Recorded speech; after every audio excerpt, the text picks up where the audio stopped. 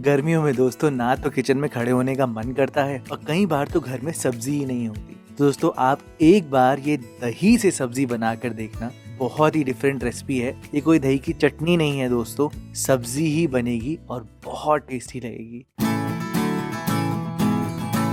तो फिर देर किस बात की, चलो फिर शुरू करते हैं। सबसे पहले दोस्तों मैं यहाँ पर दही को थोड़ा सा ट्रीट कर दूंगा। मेरे घर में ये बहुत कॉमनली बनती है गर्मियों में, तो दही तो पड़ी ही होती है। आधा किलो आप दही लेना और आप सबसे पहले दही का पानी निकालना। देखो एक बोल में आप यहाँ पर स्ट्रेनर रखना, उसके ऊपर मलमल का कपड़ा और अपनी सारी दही को ट्रांसफर कर देना उस पर। दही ऑटोमेटिकली वेट की वजह से धीरे धीरे करके पानी निकालना शुरू करेगी। आप बस इसको ऐसे कवर कर देना, कोई वेट रखने की जरूरत नहीं है। 10 मिनट के लिए ऐसे ही छोड़ना और जब तक ये दही से पानी निकल रहा होगा तब तक मैं यहाँ पर रेसिपी की सारी तैयारियां कर लूंगा।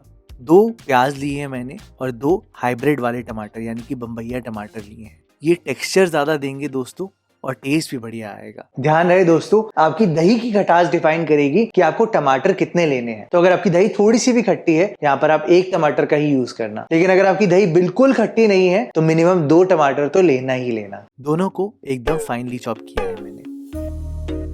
इस रेसिपी में हरी मिर्चें आपको ज्यादा चाहिए, स्पाइसीनेस आपको ज्यादा चाहिए, क्योंकि दही जो है वो बाकी सारे फ्लेवर्स को दबाएगी। तो ध्यान रखना इस बात का दोस्तों। मैंने 4-5 हरी मिर्चें लिए हैं, आप इससे ज्यादा भी ले सकते हो। अगर मिर्ची कम खाते हो तो कम भी ले सकते हो। अब मैं आपको दही दिखाता हूँ। देखो बिल्कुल कुछ एक चक्के जैसी हो जाएगी दही और इससे काफी पानी निकल जाएगा। क्या होता है दोस्तों, जब पानी नहीं होगा दही में तो इसका टेक्सचर बहुत डिफरेंट हो जाएगा। ये जो पानी है इसको फेंकना बिल्कुल नहीं है। इसमें काला नमक, भुना हुआ जीरा और काली मिर्च डाल के बहुत ही टेस्टी ड्रिंक बनती है दोस्तों। नहीं तो आप कढ़ी में भी यूज कर सकते हो। दही आप निकालते ही, मलमल के कपड़े से निकालते ही इसको अच्छे से फेंटना। थोड़ी देर फेंटोगे तो इसमें दाने बिल्कुल नहीं रहेंगे और आपका टेक्सचर एकदम क्रीमी आएगा। मेन बात पता है, आप ये देखो कि दही बह नहीं रही। राइमिंग हो गया थोड़ा, लेकिन ना बहने का मतलब ये है कि इसमें पानी काफी कम है। बस हो गई आपकी सारी तैयारी दोस्तों। फटाफट से कढ़ाई पे चलते हैं। गैस को हाई फ्लेम पर रखा है। 1 कड़छी मैंने सरसों का तेल डाला है और धुएंधार गरम तेल में सबसे पहले आप यहाँ पर 1 चम्मच जीरा डालें। कई लोग सौंफ और धनिया भी डालते हैं, वो मैं आपके ऊपर छोड़ देता हूँ। मैंने सिर्फ जीरा, हींग और कड़ी पत्ता डाला है। अच्छे से सिजल करने के बाद सबसे पहले लहसुन डालना। 5 लहसुन की कली है और उनको एकदम फाइनली चॉप किया है मैंने। लहसुन डालते ही आप यहाँ पर गैस को मीडियम फ्लेम पे कर देना। ये रेसिपी बनाने के लिए सारा गैस का ही कमाल है दोस्तों। मीडियम फ्लेम पे इसलिए किया है ताकि लहसुन जल ना जाए। फटाफट से आप यहाँ पर कटे हुए प्याज डालना और प्याज के साथ ही आप यहाँ पर अदरक डालना, हरी मिर्चें डालना और सूखी लाल मिर्च भी इसी टाइम पर डालना। अगर दोस्तों आप पहले डाल दोगे तो वो ज्यादा भुन जाएगी और उसका फ्लेवर एकदम दब जाएगा।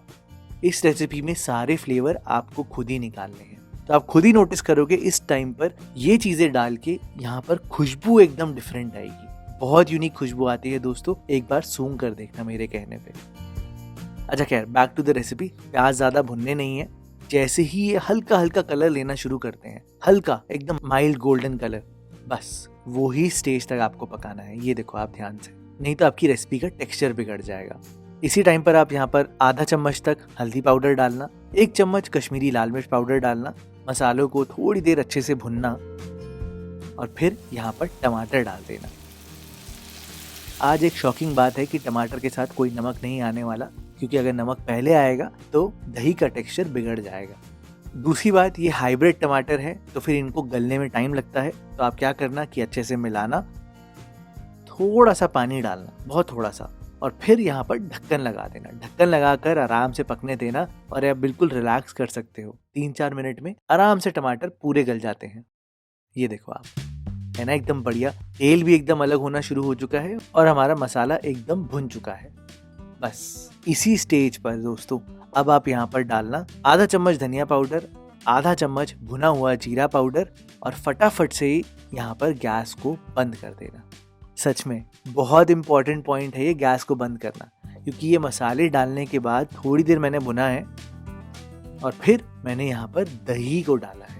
देखो अगर आप गैस ऑन करके दही डालते हो तो आपकी दही पानी छोड़ देगी, उसका टेक्सचर बिल्कुल बिगड़ जाएगा। ये सबसे इम्पोर्टेंट स्टेप है दोस्तों। दही के साथ ही आप यहाँ पर कसूरी मेथी डाल देना और आधा चम्मच गरम मसाला बहुत होगा।